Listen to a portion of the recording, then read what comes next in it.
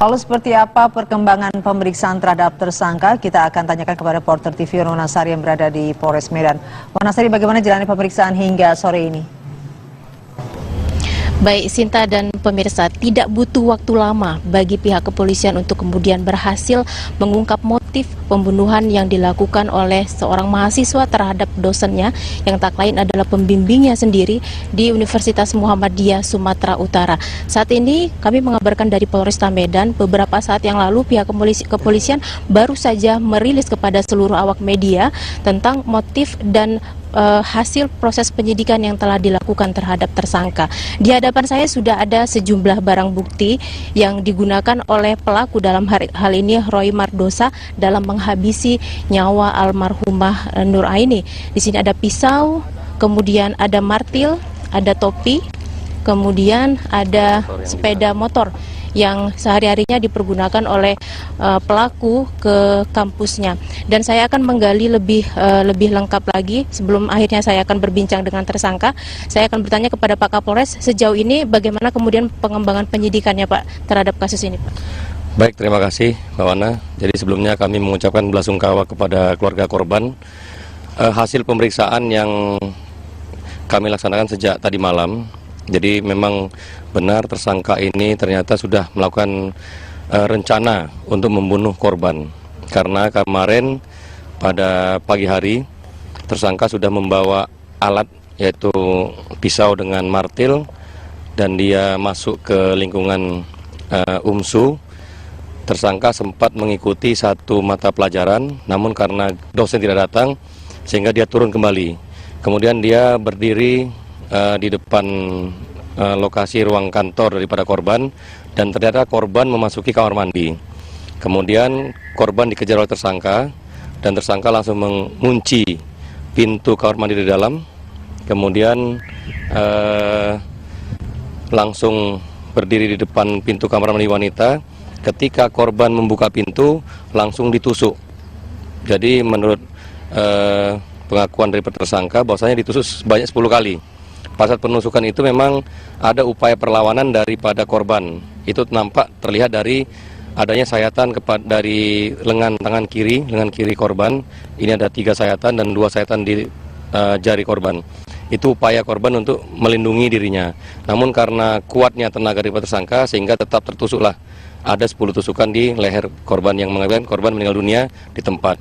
Kemudian tersangka melarikan diri ke kamar mandi bangunan lain di Fakultas Ekonomi, dan saat itu telah dikepung oleh rekan-rekan mahasiswa yang lain yang akan menghakimi si tersangka.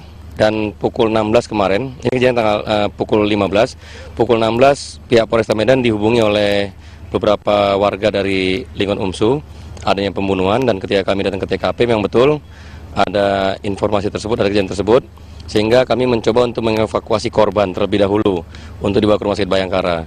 Kemudian ketika kami mengevakuasi tersangka untuk kita bawa keluar, ini adanya perlawanan dari rekan-rekan mahasiswa. Yang saat itu mahasiswa memang full sedang ada kegiatan belajar mengajar di universitas. Sehingga kita agak sedikit bentrok fisik dengan mahasiswa. Jadi ada sebagian mahasiswa yang memperbolehkan kita untuk mengeluarkan tersangka dari dalam kampus, ada juga yang tidak memperbolehkan dan akan dihakimi sendiri oleh kawan-kawannya. Oke. Pak, dari alat bukti yang diamankan di sini, sejauh ini keterangan yang digali oleh tersangka, apakah alat-alat ini memang baru dia beli atau ini memang sudah dipersiapkan jauh hari, Pak? Memang ini baru dia beli, Mbak ya. Ini masih nampak masih ada label harganya. Kemudian pisau ini juga masih baru.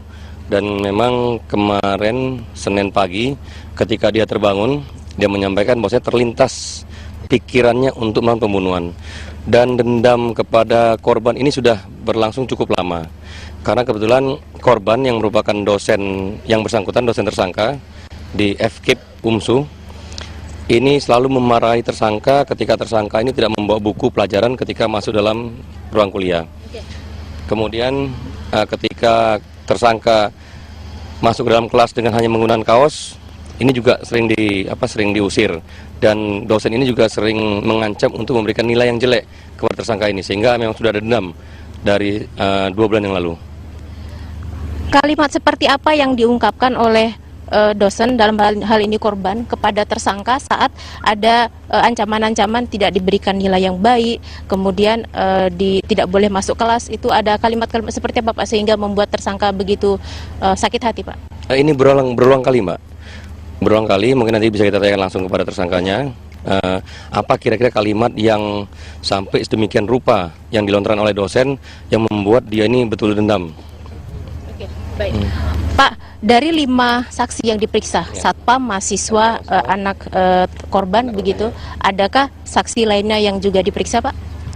Tentunya nanti akan kita lakukan pemeriksaan terhadap orang-orang lain. Sementara ini dengan 5 saksi ini juga sudah cukup mendudukkan tersangka sebagai tersangka pelaku pembunuhan berencana. Jadi kita persangkakan dengan pasal 340 KUHP untuk primer dan sekundernya 338 KUHP. Sejauh ini apakah tersangka cukup kooperatif untuk dimintai keterangan Pak? Sementara kooperatif Mbak. Ya. Baik. Terima kasih Bapak atas waktunya. Ya pemirsa, sampai saat ini memang peristiwa yang terjadi kemarin sore, seorang mahasiswa yang tega menghabisi nyawa dosennya ini memang cukup menyita perhatian warga, di mana pihak kampus sendiri dan mahasiswa juga tidak menyangka sosok seorang dosen yang begitu akrab disapa Bunda ini ternyata menjadi korban pembunuhan mahasiswanya sendiri. Itu dulu sementara laporan dari Medan, saya kembalikan ke Jakarta. Dosen tidak datang sehingga dia turun kembali. Kemudian dia berdiri di depan lokasi ruang kantor daripada korban dan ternyata korban memasuki kamar mandi. Kemudian korban dikejar oleh tersangka dan tersangka langsung mengunci pintu kamar mandi di dalam. Kemudian langsung berdiri di depan pintu kamar mandi wanita. Ketika korban membuka pintu langsung ditusuk. Jadi menurut pengakuan dari tersangka bahwasanya ditusuk sebanyak 10 kali. Pada saat penusukan itu memang ada upaya perlawanan daripada korban. Itu nampak terlihat dari adanya sayatan dari lengan kiri korban. Ini ada 3 sayatan dan 2 sayatan di jari korban. Itu upaya korban untuk melindungi dirinya. Namun karena kuatnya tenaga dari tersangka sehingga tetap tertusuklah. Lalu seperti apa perkembangan pemeriksaan terhadap tersangka? Kita akan tanyakan kepada reporter TV Wanasari yang berada di Polres Medan. Wanasari, bagaimana jalannya pemeriksaan hingga sore ini? Baik Sinta dan pemirsa, tidak butuh waktu lama bagi pihak kepolisian untuk kemudian berhasil mengungkap motif pembunuhan yang dilakukan oleh seorang mahasiswa terhadap dosennya yang tak lain adalah pembimbingnya sendiri di Universitas Muhammadiyah Sumatera Utara. Saat ini kami mengabarkan dari Polresta Medan, beberapa saat yang lalu pihak kepolisian baru saja merilis kepada seluruh awak media tentang motif dan hasil proses penyidikan yang telah dilakukan terhadap tersangka. Di hadapan saya sudah ada sejumlah barang bukti yang digunakan oleh pelaku, dalam hal ini Roy Mardosa, dalam menghabisi nyawa almarhumah Nur Aini. Di sini ada pisau, kemudian ada martil, ada topi, kemudian ada sepeda motor yang sehari-harinya dipergunakan oleh pelaku ke kampusnya. Dan saya akan menggali lebih lengkap lagi. Sebelum akhirnya saya akan berbincang dengan tersangka, saya akan bertanya kepada Pak Kapolres, sejauh ini bagaimana kemudian pengembangan penyidikannya Pak terhadap kasus ini Pak? Baik, terima kasih Mbak Wana. Jadi sebelumnya kami mengucapkan belasungkawa kepada keluarga korban. Hasil pemeriksaan yang kami laksanakan sejak tadi malam, jadi memang benar tersangka ini ternyata sudah melakukan rencana untuk membunuh korban. Karena kemarin pada pagi hari tersangka sudah membawa alat yaitu pisau dengan martil dan dia masuk ke lingkungan UMSU. Tersangka sempat mengikuti satu mata pelajaran, namun karena sedikit bentrok fisik dengan mahasiswa. Jadi ada sebagian mahasiswa yang memperbolehkan kita untuk mengeluarkan tersangka dari dalam kampus, ada juga yang tidak memperbolehkan dan akan dihakimi sendiri oleh kawan-kawannya. Oke. Pak, dari alat bukti yang diamankan di sini, sejauh ini keterangan yang digali oleh tersangka, apakah alat-alat ini memang baru dia beli atau ini memang sudah dipersiapkan jauh hari, Pak? Memang ini baru dia beli, Mbak ya. Ini masih nampak masih ada label harganya. Kemudian pisau ini juga masih baru. Dan memang kemarin Senin pagi ketika dia terbangun, dia menyampaikan bahwasanya terlintas pikirannya untuk melakukan pembunuhan. Dan dendam kepada korban ini sudah berlangsung cukup lama. Karena kebetulan korban yang merupakan dosen yang bersangkutan, dosen tersangka di FKIP UMSU, ada 10 tusukan di leher korban yang mengakibatkan korban meninggal dunia di tempat. Kemudian tersangka melarikan diri ke kamar mandi bangunan lain di Fakultas Ekonomi, dan saat itu telah dikepung oleh rekan-rekan mahasiswa yang lain yang akan menghakimi si tersangka. Dan pukul 16 kemarin, ini kejadian tanggal pukul 15 pihak Polresta Medan dihubungi oleh beberapa warga dari lingkungan UMSU adanya pembunuhan, dan ketika kami datang ke TKP memang betul ada informasi tersebut, ada kejadian tersebut, sehingga kami mencoba untuk mengevakuasi korban terlebih dahulu untuk dibawa ke Rumah Sakit Bayangkara.